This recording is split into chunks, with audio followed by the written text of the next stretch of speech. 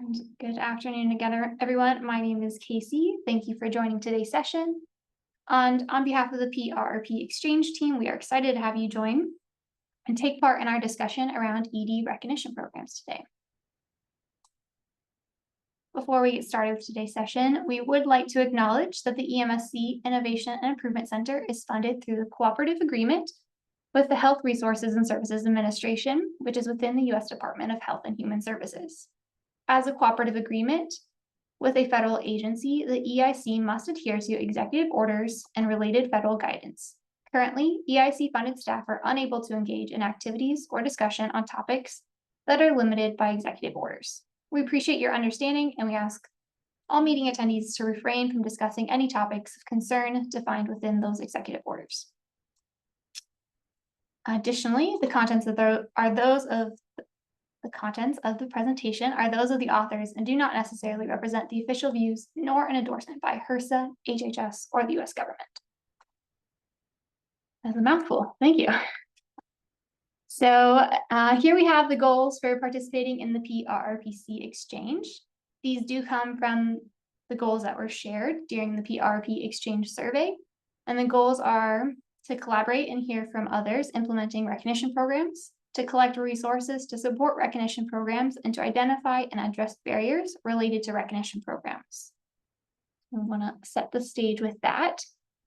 And with our goals in mind, during today's session, we do ask that you all turn on your cameras so that we can help facilitate a discussion where we share experiences and ask questions of one another. We look forward to getting started today. I am going to go ahead and hand things over to Lisa to help facilitate today's discussion. Hello, everyone. It's good to see you all. Welcome to our session today. So just a couple reminders that Casey already reinforced, but please know that when we were throwing together ideas for how these exchange sessions would go, we want you to really please know that they're very informal. There are no silly questions, no dumb questions. Really, it's just here to work together, collaborate together, ask questions back and forth from those who have already done it or are in the process of doing it. Inexperience doesn't matter. All across the board, we're just trying to move all this fabulous work as evidenced by in the chat while you guys are all doing is huge. It's great. We're just trying to keep moving it forward, acknowledging that as we work through the collaborative and we came up with minimum criteria, you all came up with minimum criteria, it might be a little bit more challenging than you thought to implement. So trying to just work through some of those barriers as we go through. So today's session, we're, as Casey mentioned, we're just going to focus on the ED side. Our EMS session will be in May. But working through those, sorry, what? I'm sorry, Casey. The pre-hospital session will be next Thursday. Oh, next Thursday, not May. Sooner than we think, yes. Sorry. But we're going to start just with those minimum criteria that we established. A reminder that you do have the implementation guide. I think you all have a copy of that. If you don't have that consensus criteria considerations guide that Casey has shared, I believe in our last meeting, we can put the link in the chat if you need it again, but certainly a reference as we move forward today, talking about minimum criteria. So we're going to jump right in. I hope that you all will help me get through this. I'm going to do my best and ask that you all do the same. So next slide, Casey, we're going to start with PECs.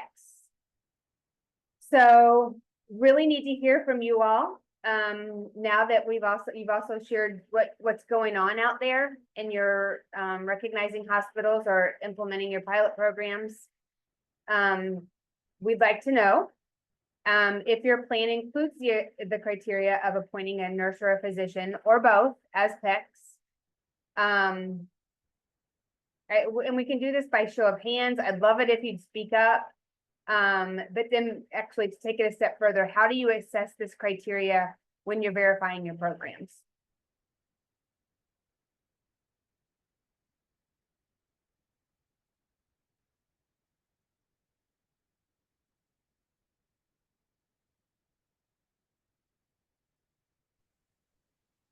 Good morning or afternoon, everyone. This is Mike from Nevada EMSC. Sorry, not Zoom efficient. We always use Teams, so I couldn't find the unmute button. Yes, our criteria for our ED recognition programs do include the appointment of both a nurse and a physician PEC. We assess criteria that kind of follows the template that was provided by EAIC and HRSA. That includes ICS training, specific pediatric training. Involvement in mass casualty incident trainings that we hold throughout the state that includes pediatrics. So those are just a few of the criteria that we assess. And then we, during regular site assessments or site visits, we verify that training is either happening, has happened, or continues to be planned to be provided. So that's kind of what we're doing in Nevada. Would love to hear about anybody else.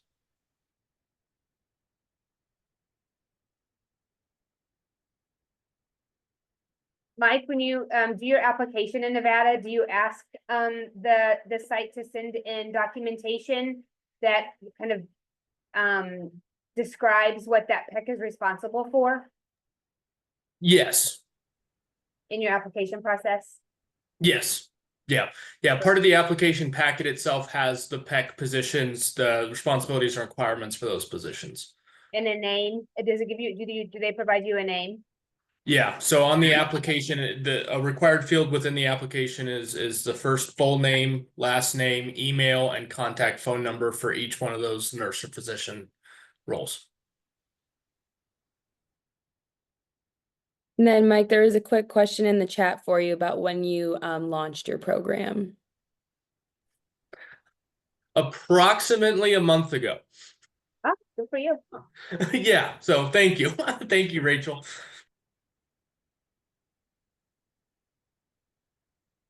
Jessica says nurse for lowest tier, physician, qualify them for a higher tier. Awesome. Hi guys. So Kelly from Illinois, we also have a requirement for all of our tiers that there is both a physician and a nurse in that PEC role. We have different terms for it, but requires that. It is included in their application. They have to submit their job description and their CV or biosketch, and that has to acknowledge that they are in that pediatric champion role. And then we do have resources. We created flyers for the physician, for the nurse, and then for pre-hospital providers for that pediatric care coordinator role. Some of the barriers I find, it's more or less I want to say a failure, but a difficulty having continuity in the role with changeover. And so therefore then there's loss of knowledge or gaps in the expectations. But one of the other resources we've done is a monthly orientation for the nurse pediatric quality coordinators. Physicians are invited, but I don't get them on my orientations. But we provide that just to help give some understanding. Thanks. I like that orientation piece. That you all take that on, you do an orientation, you hold an orientation? Yes, I do. And it really made sense for me to do that because before I came to IDPH as the coordinator for our program, I served as a pediatric quality coordinator, which is our term for the nurse PEC. So I served in that role for 3 years at the hospital I worked with. So, yeah. Cool. I like it.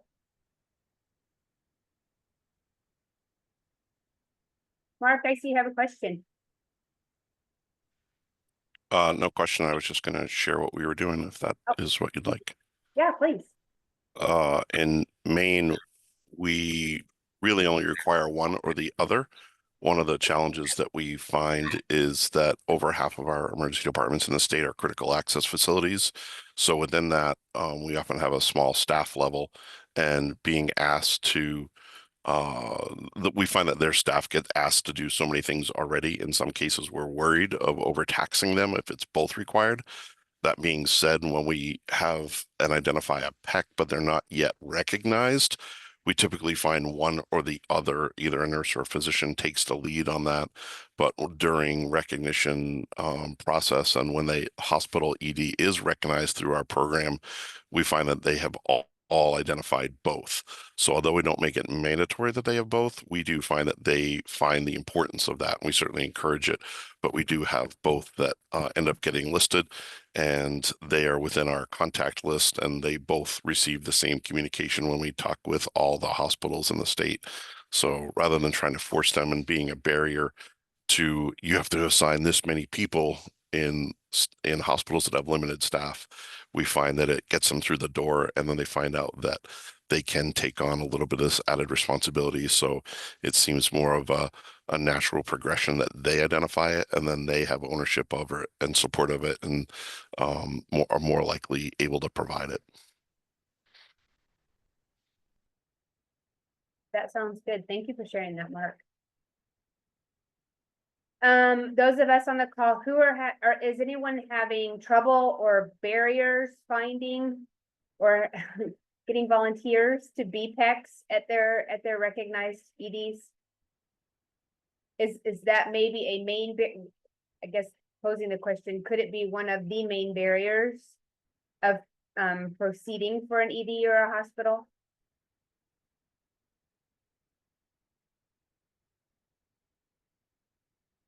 Wayne.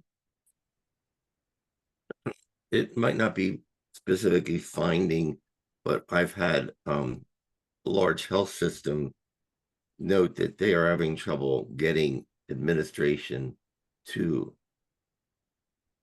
buy in on the need for a PEC and therefore authorize PEC related activities. And it's surprising based on who the network is, but I guess it's also not based on where, you know, some of these health systems are in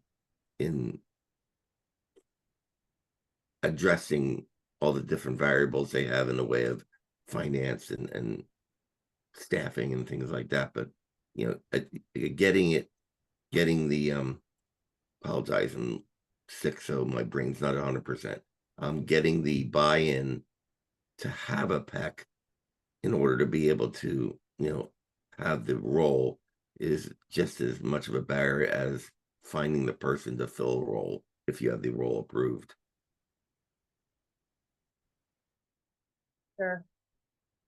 Especially if you're not lucky enough to have somebody in the ED who's kind of takes it on and is doing the work. It's not really acknowledged by maybe their administration or their manager, but they're doing that work. I think that happens a whole lot. And keeping those folks engaged and invested in the work is also important.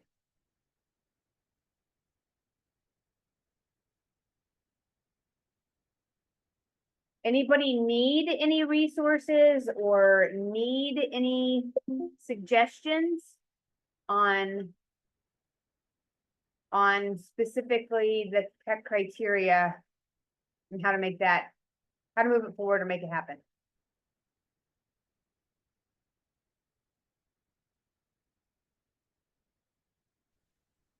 Hi, Lisa. It's Margot in Indiana.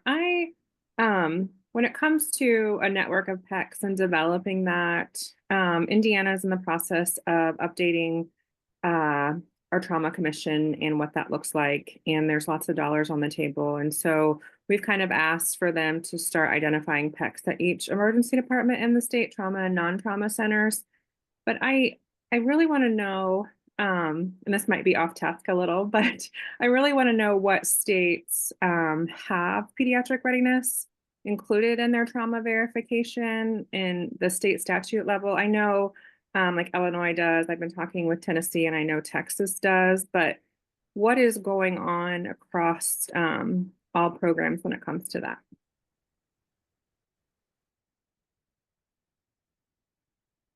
Anybody in the audience have experience to share? Idaho does require pediatric readiness in our trauma standards. Could you Anything share specific? that? Like, could we is there like a a platform where I could obtain all of that besides the states that I already mentioned?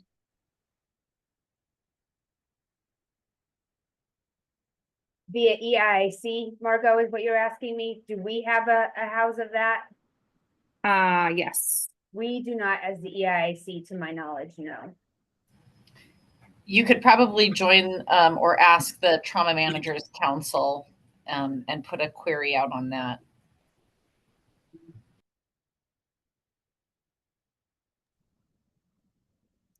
That's a great idea, Melissa. You're talking about the NISIMSA trauma managers or the NISIMSA Trauma Council? Yes, correct. I sit on that council, so a lot of times we'll send out now through the new NISIMSA website, you can send out a question like that and people can respond, and you can figure out who does or who doesn't. And also just to share, I don't participate with NISIMSO. I'm not the appointed person in our state, and I can't be. And the way the bylaws are written, there's no way to be a proxy. So when I have questions, I kind of rely on others to help me. I reach out to other states, reached out to Rachel recently because I missed that key component.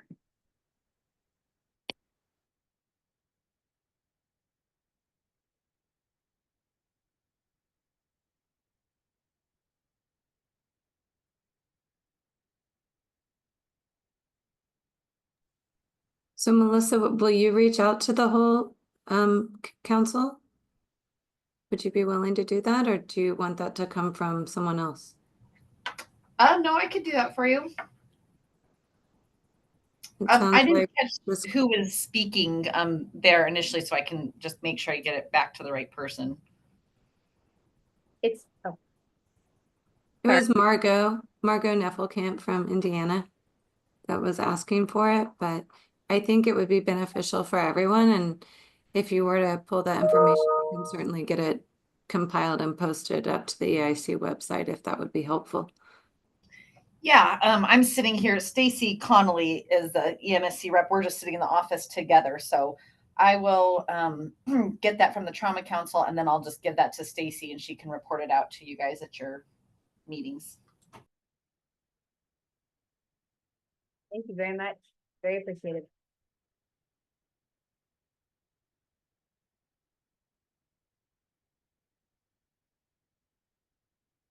All right, before we move on to policies and procedures, anything else on PECs?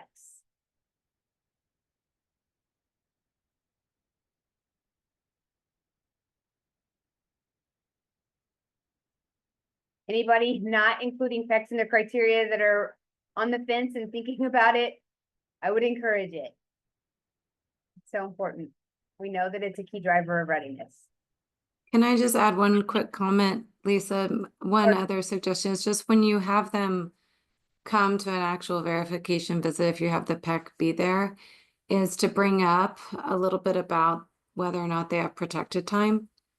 Because I think one of our roles as EMSC program managers too is to help advocate for all aspects of readiness. So while the criteria may be just you have someone yes or no and you have them fill out the form, but when you're actually there, and particularly if you have leadership from the hospital in the room, is to ask, how much time do you get to do this work? Asking them about their job and what they do, and how much time do you get to do this work?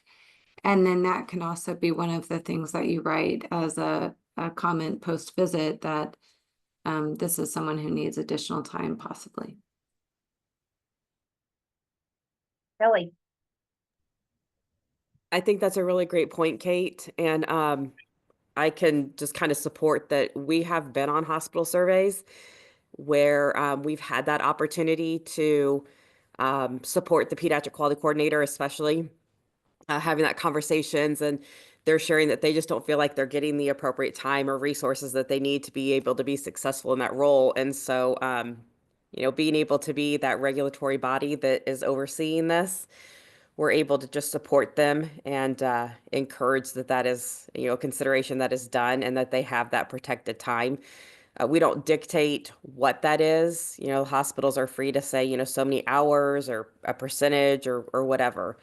But we have such a unique position to be able to support those roles and make sure that they get what they need.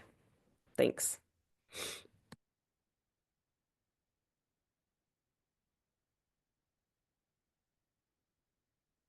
All right, moving on to policies and procedures. Now we'll talk a little bit about including pediatric policies and procedures into an ED's policies and procedures. So we can address it a couple of different ways. Are you seeing when you go out on verification visits that these are live living documents that folks are following? Do you have emergency departments submit them to you so you can actually see them, know that they're addressing pediatrics in their policies and procedures? And then, yeah, once you're on site, what does that look like? But we can start with, do you include them and what does it look like?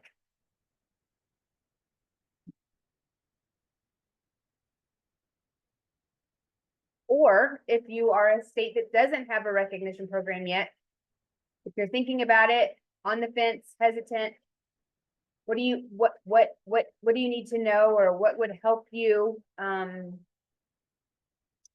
include them in criteria?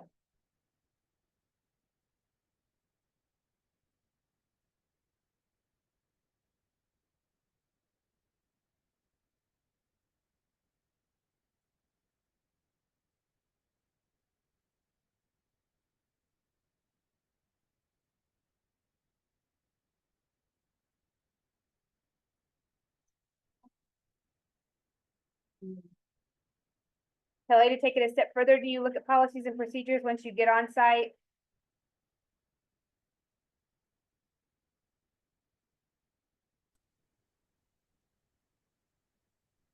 Kelly from Montana or Kelly Jones?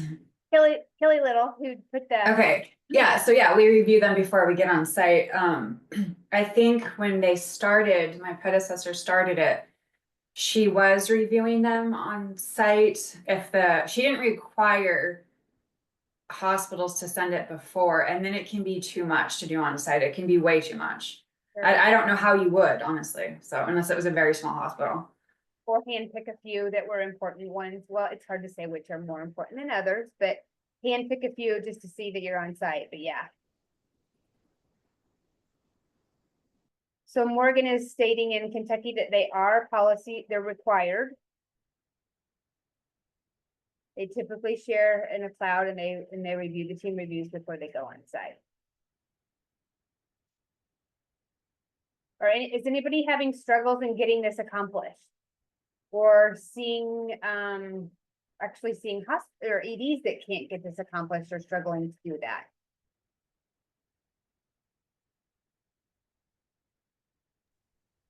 Margot in Indiana. So we require, we have a paper packet that we email out, and then once they're close to completion, we ask for all of the application to be in binders that are accessible the day of the site visit.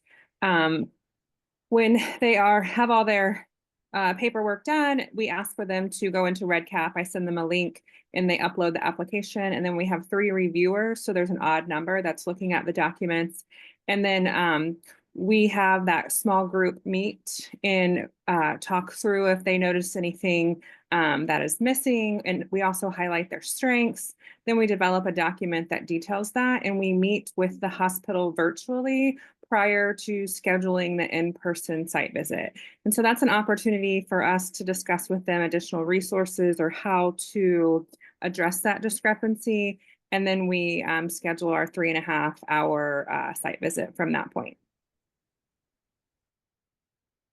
For those of you that are going on site for your verification, or even virtual for that matter, do you interview any folks that are at the bedside, or any clinicians, to ask them if they are familiar with or use the pediatric policies and procedures?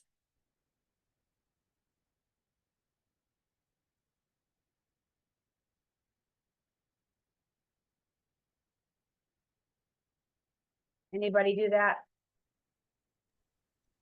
We do. And we noticed recently too with one facility that there was a QR code in the room. And we asked them what that meant. And they had shared with us that because it had something on there about pediatrics. So we were really interested in what that meant. And what they decided to do was they wanted, after a PEDS case, they wanted their staff to be able to provide feedback in a non-confrontational way, that they could list out everything that just occurred. And so that gave an opportunity for them to either talk about it as a team, or talk about if that person didn't feel comfortable speaking, but wanted feedback, they could do that at a later date. But we found that key, and other emergency departments are starting to implement that as well.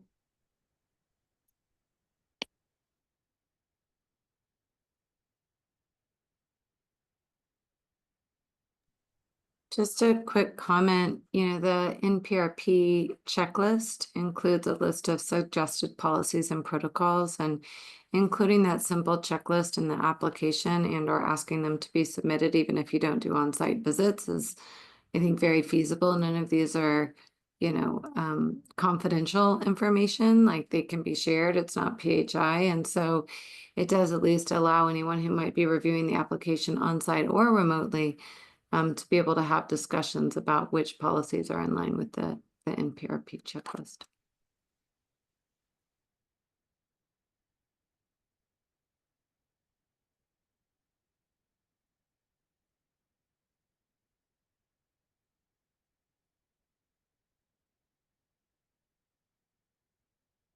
What else on policies and procedures? Anybody struggling to get that incorporated or producing those from the hospitals? Dwayne? So we're still developing our program, but with the team, our steering committee, and then with the group of pilot facilities that are helping to mold the program, I sent them out a survey of the ED readiness checklist, which included the list of ED policies and procedures and protocols, and asked them to kind of rank them in an importance based on our recognition level conversations.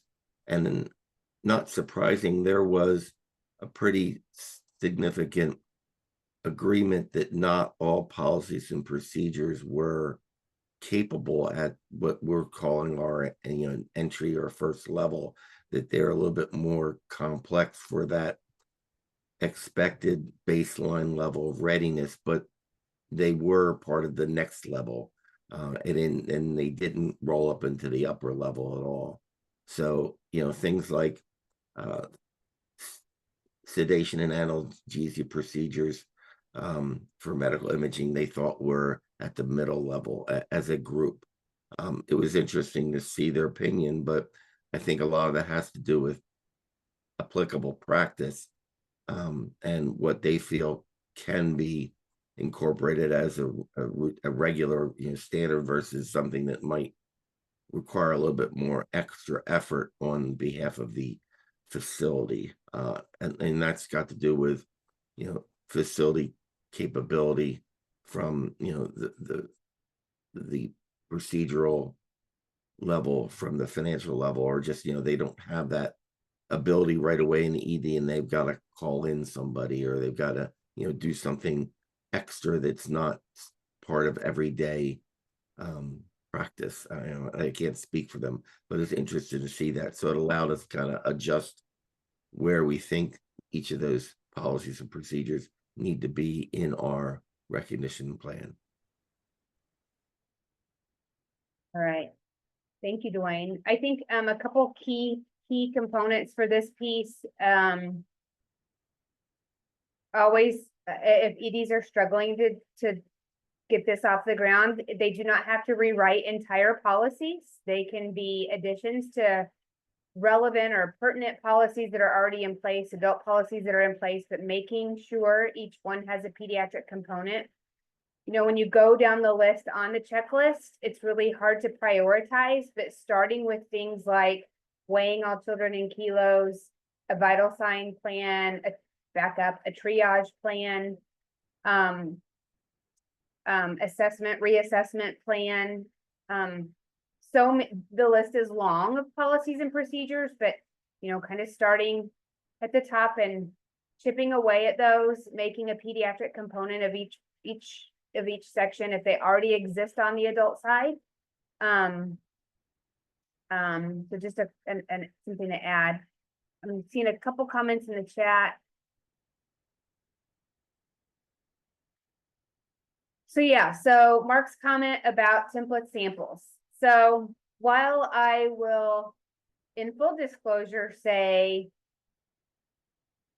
they don't exist yet, we are working on ways via the NPRP toolkit to make sure we have key or core pieces of how to write policies and procedures, acknowledging that every emergency department is different, but we're working hard behind the scenes as we think about a joint policy statement revision process and a toolkit revision process. We hear you and we know this is something that you all want. It's hard to share specific examples of organizations because there is a vetting process as we are, you know, the EMSC program. So we can't get too in the weeds and in the details, but we can provide templates of key components that should be considered when writing policies and procedures. I know that's not very much help right now when you need them immediately, but we hear you. And yeah, exactly what Dwayne has said, his last comment in the chat, kind of those key components to include when, for example, you're making a policy about weight and kilos, child abuse, whatever that policy might be, but trying to help you along the way without sharing specific examples of other organizations, I guess, if that makes sense.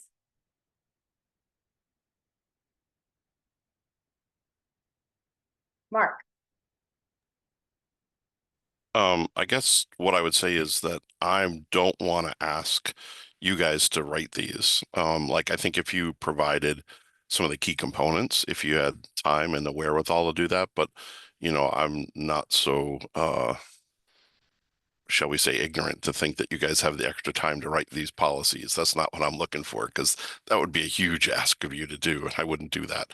But I think about when we look across the country and we have all these large hospital systems or hospitals or innovators that speak to their proficiency in pediatric management and that they want to help others, and they share their sample policies. So many of these folks we recognize and say, will you share resources?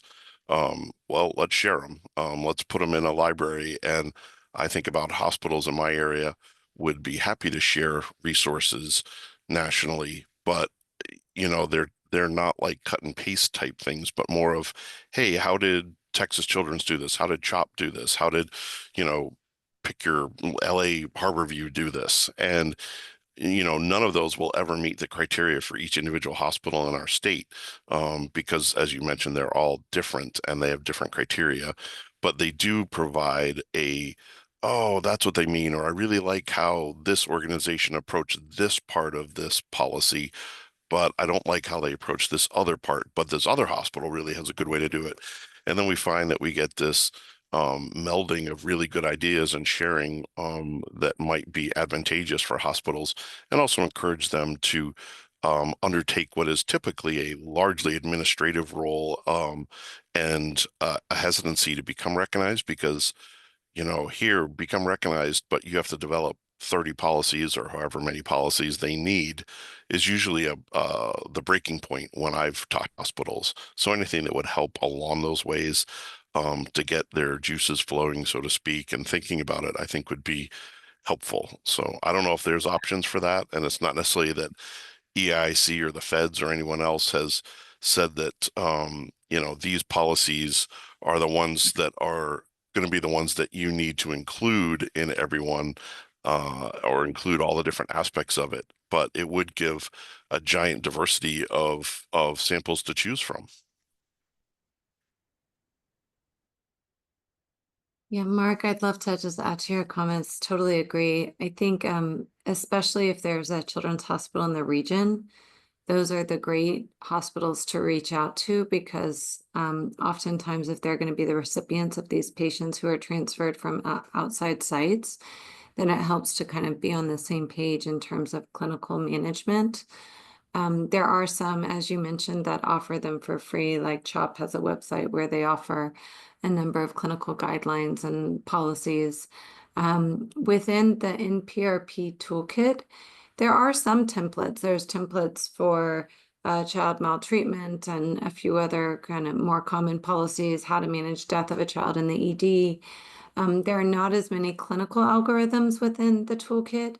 Those do exist within the pediatric education advocacy kits, but we as the EMSC have really tried to stay away from creating clinical guideline standards that puts the responsibility on the EMSC program to ensure, outcomes and become the stewards of these. It's just too onerous of a responsibility, even if we created them once, in order to keep them updated. So to your point, yes, the EIC has not gotten in the business of creating clinical guidelines for every single type of patient or condition that may present to the ED, but there are a number of resources, and I absolutely agree with you that turning to the children's hospitals in your region and asking them to share with other hospitals some of their guidelines would be ideal because it helps to standardize care on that regional level.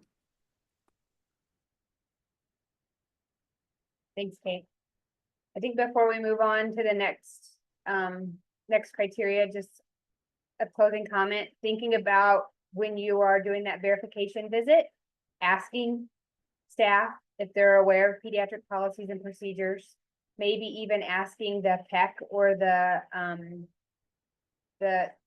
person who is responsible for recognition, how they are educating folks on those policies and procedures, making sure, just kind of validating that they have a plan and getting it out there to their staff. It's important as well. Anything else on policies and procedures?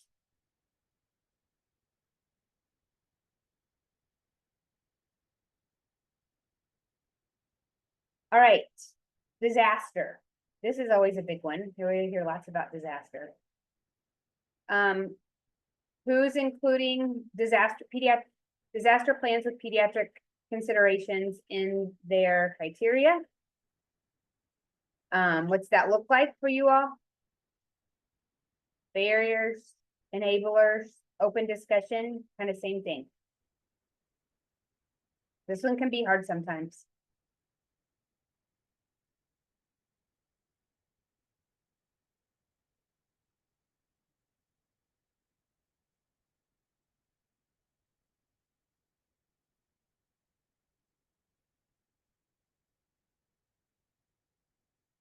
Illinois has a disaster checklist. Awesome. Are folks having trouble including this in criteria? And if so, why?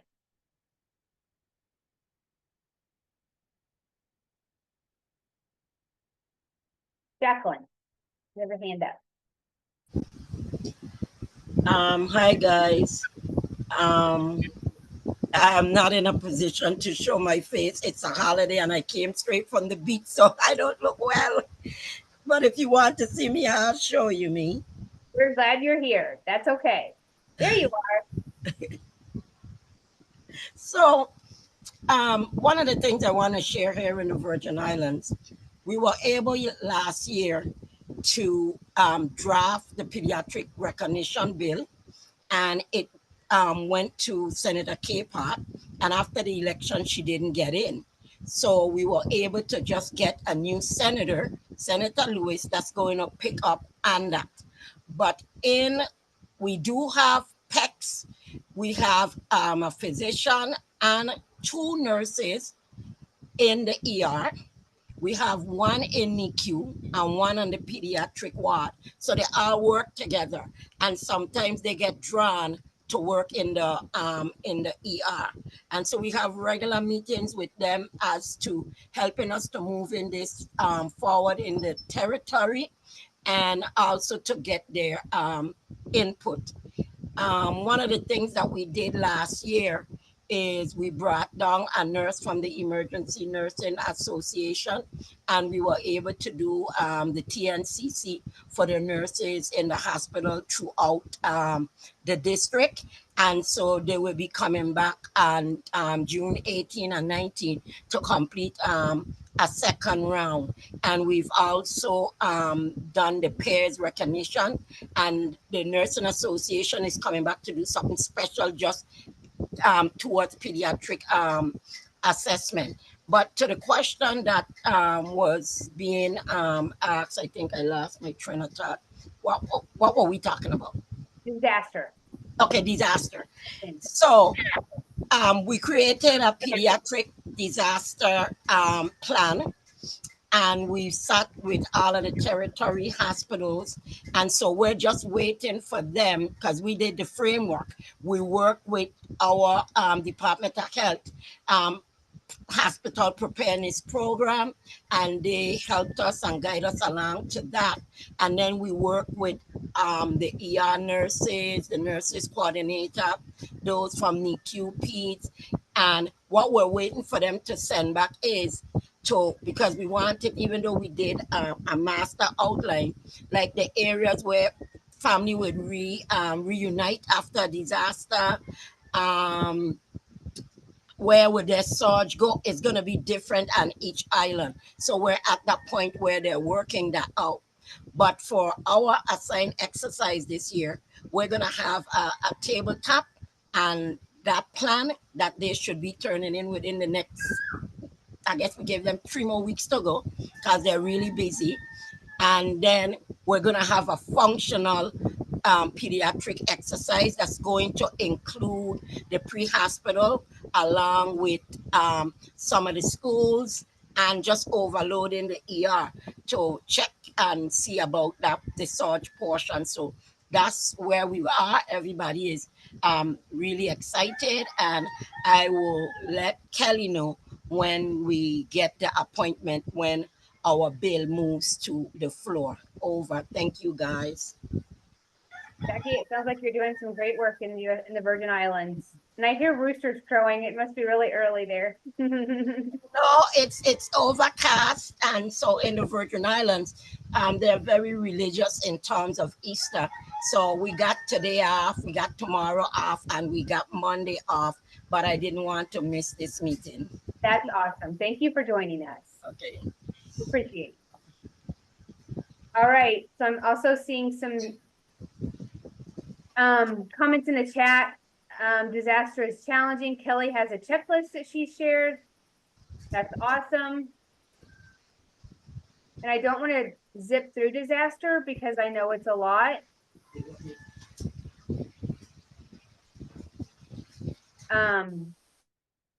But what any specific questions I can answer or we could talk about out loud? Trying to be cognizant of time as well. I think important things are included that you're practicing. You try and you're practicing for your pediatric patients. When you get on site doing verification visits, you know, asking how they practice, asking to see a reunification plan. It's a lot. It's really hard.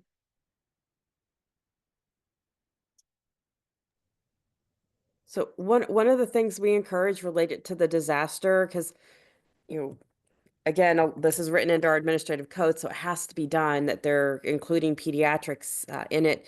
But we really encourage that individuals with pediatric expertise, whether it's the PEDS quality coordinator, somebody from the nursery, or if the hospital has an inpatient PEDS unit, somebody there, pediatric physician champion, just somebody that has that pediatric purview and can speak to considerations for kids, that they are part of the hospital emergency management or disaster preparedness committee, so that they can take part in developing, revising, reviewing the plans. And a lot of our hospitals do actual like pediatric specific annexes or appendixes, how they, you know, every way that they call them. And some of them just incorporate it into their full-on EOP and have like special populations. And so they'll address pediatrics and the access and functional needs and some other considerations for our elderly populations. So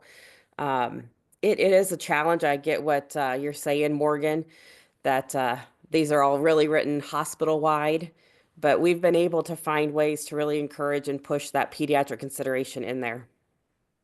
Thanks. I like it, Kelly. That's great. Andrew, you have a question or a comment? I do. We're actually working with our Department of Strategic Planning right now currently to add some stuff like a pediatric emergency annex for specifically EDs currently. We have a task force together trying to work on that right now. Trying to see get it done by probably June 3rd is what we're kind of hoping for. But we kind of have a template already. If you don't, I'm gonna get on video for a second, but I'll show you essentially what our so it's sorry. So on our website we actually have somewhat of a template right now.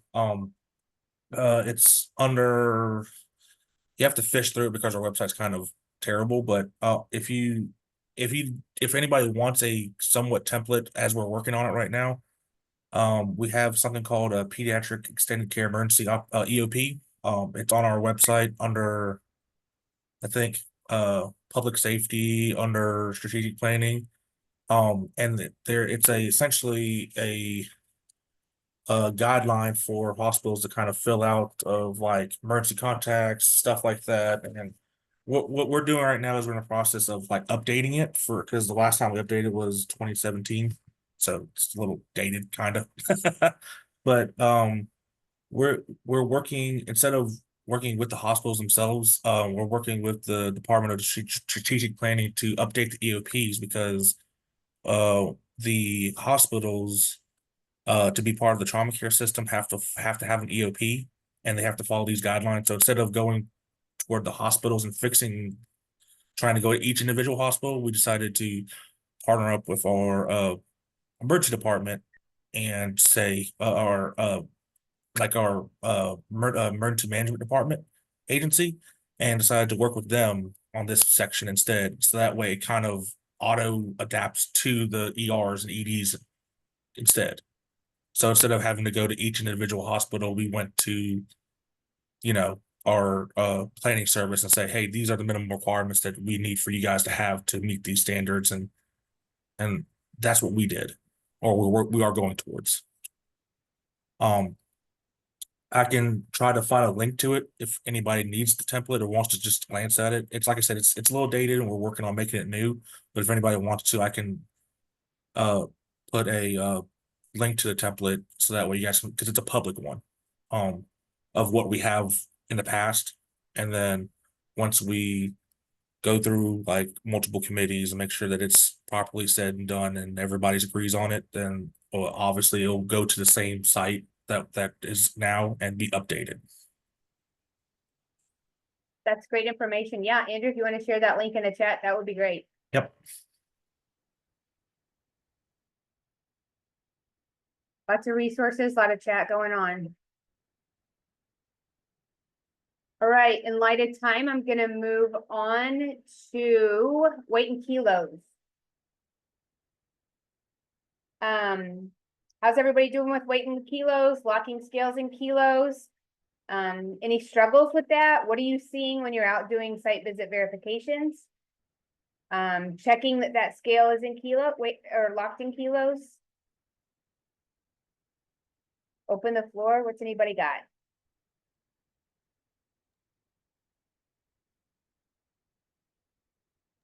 Has it been a challenge for anyone? Margot in Indiana, is it possible that we as a group could write like EHRs and ask them to make sure that the EHR only records in kilograms and that they don't charge the hospital for that, like as a safety measure? Because, we do that like with child fatality review. And if there's something that happened at a hospital, we just write all the hospitals. And so is there anything we can do from like a bigger platform confirm to those that have EHRs that it's only in kilograms? We've talked about this so much. I agree with you, Sorry, Kate. Margot. I mean, it's an EHR issue. I mean, we have to, this has been coming up in the MPRP steering committee. It's come up with leading partners. It's come up during our quality collaboratives. Where we ended up landing most recently was putting a position statement onto the EIC website about the importance of it. ENA has a position statement on weighing in kilos as well, so these already exist. A direct to Epic, Cerner, Allscripts, etc. It's difficult to find the right recipient of those letters.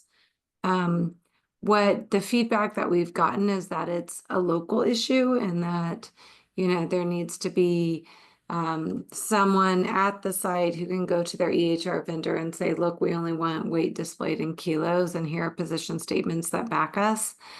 I'm certainly not opposed to trying to put together signatories or write this letter. We've talked about it with AAP, ASAP, ENA, ACS leaders of trying to get a letter like that. I think all of the leading partners feel like it's a hurdle that they don't feel like is their place to kind of push at this juncture.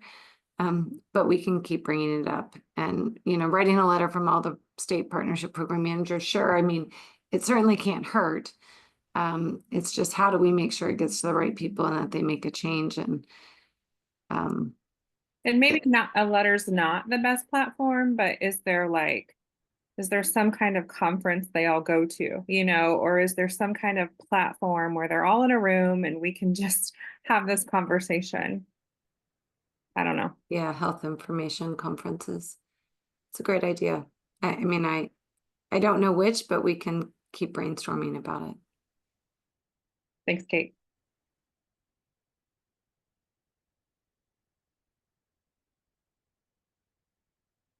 Yeah, and I see a couple of people seconding their frustration with getting it accomplished.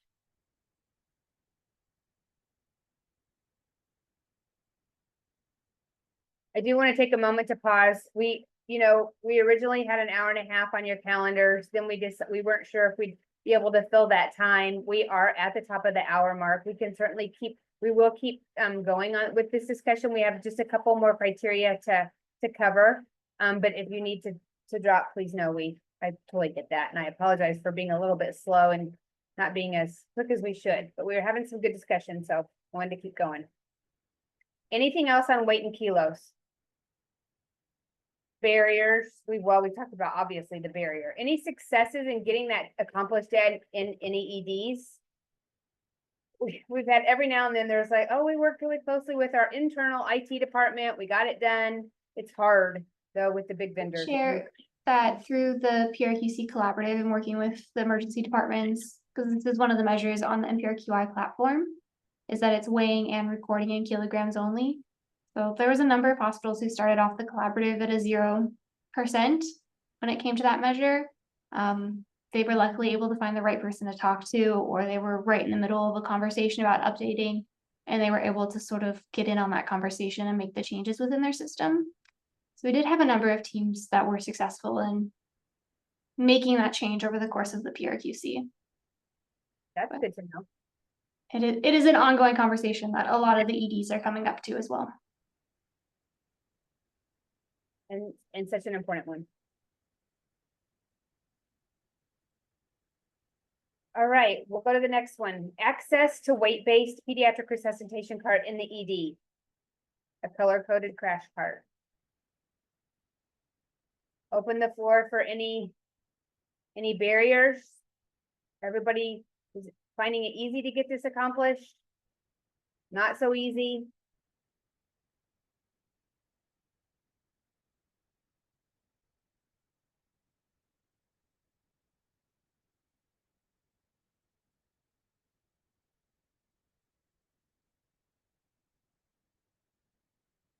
Yes, Jackie. So all hospitals in the Virgin Island and each island through the EMSC program, we presented all of them with a Brazil crash cart for each hospital. And so last year, or all year of last year, we were even published on the hospital Facebook page when we walked in and surprised them and gave them refill for their Brazil card. So we really have a good relationship with them.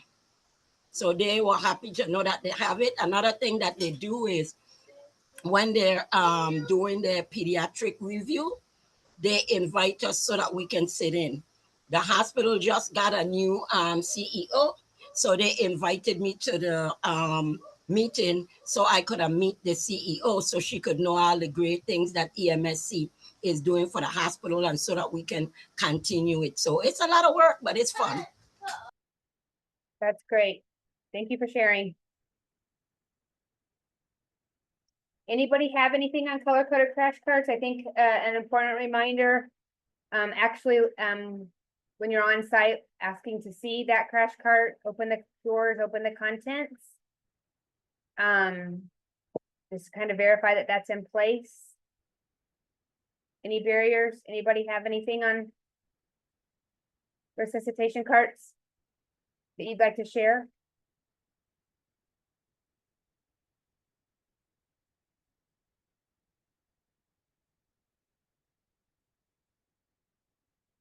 All right, we'll move on to equipment and supplies readily available in the ED.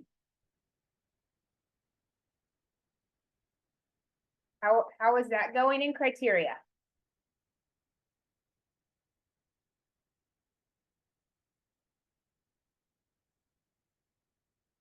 And how are you assessing it when you go on that verification visit? Are you going in supply scan rooms or looking at stock, seeing how things are labeled, maybe asking questions about how staff are trained? Do they know where equipment and supplies are located? Do they do a scavenger hunt? Anybody have any successes with equipment and supplies?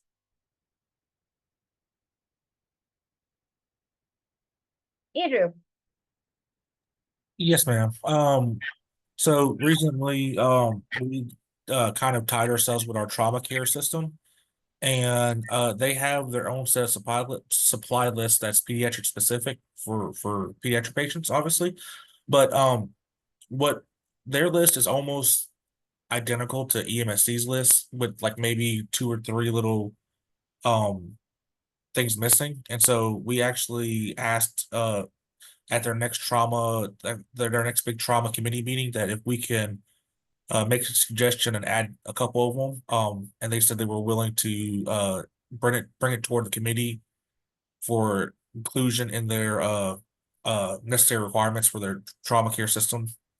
So for us, it's relatively easy because we are tied to our trauma care system. So I don't know if any other states have like a big statewide program that they can tie themselves with to kind of work with that, because our trauma care system does the walk-in and they're not inspections, they're what are they called, reviews, I guess.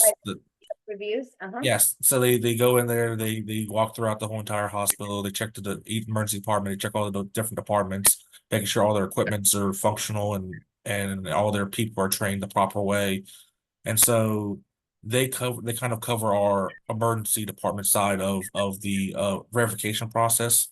And we just asked them if they could add these couple things to their list, and luckily one of their committee members is actually one of committee members of our EMSC committee. And so she said there's no problem. She'll present it toward the board and they'll see if they can add them on without too much delay in their next meeting. But that's kind of what we're doing. I don't know what everybody else is doing. If it might be easier that way, if you guys somewhat can, in there might be a barrier of entry to kind of tie yourselves with with another organization. But that's what we are doing, is we're kind of going, hey, since you guys already have this, let's not reinvent the wheel and do a whole completely different system. Let's kind of tie together and work together and see if this was just easier to do. That way, it together, being multiple big organizations together, doing this one thing makes it look a lot better. Excellent. It sounds like you're working really closely with your trauma system there. So kudos to you for that. So I think a couple key takeaways on supplies, equipment supplies. Asking staff, do they know where it is? Is it easily accessible? Is it stored close by? Are there PEDS equipment and supplies stored close by in the ED? Do they know where everything's at and how to get there? How to get it, I think is super important. Then those are things that you're maybe asking on that site visit when you're out verifying programs. Or virtually. I've seen programs walk an iPad through and show where things are. So it can happen virtually, it's just a little bit more complicated. All right, before we kind of wrap up and I hand things back over to Casey, any last minute questions about any of the criteria we talked about today? I want to thank you guys all for being so talkative and sharing what you're doing. It's very, very appreciated. It makes these go so well. So I appreciate that. All right, Casey, you're up. All right. Thank you all. So as a reminder, we do have a very similar meeting planned for next Thursday, focused on the pre-hospital criteria. So we hope you're interested in taking part in that conversation. If you're working on your pre-hospital recognition program at the same time, that you join us next week. And then we will be hearing updates in May from these sites, or these states and territories have been invited to share with us during the May session. No, I think I've heard from a few of you that you are able to make it, and as well from a few who are unable to make this session. So go ahead and take a look at that list, check your calendar invites and your emails regarding that update, and let me know if you have any questions. Right, so again, next Thursday, we'll see you guys, and then on May 22nd. That is all we have for you today. Thank you all for joining and having a great discussion today. If you have any additional questions or looking for more resources, I'll be compiling today's notes and what was shared in the chat and be sharing with you all soon. Thank you all. Have a great day.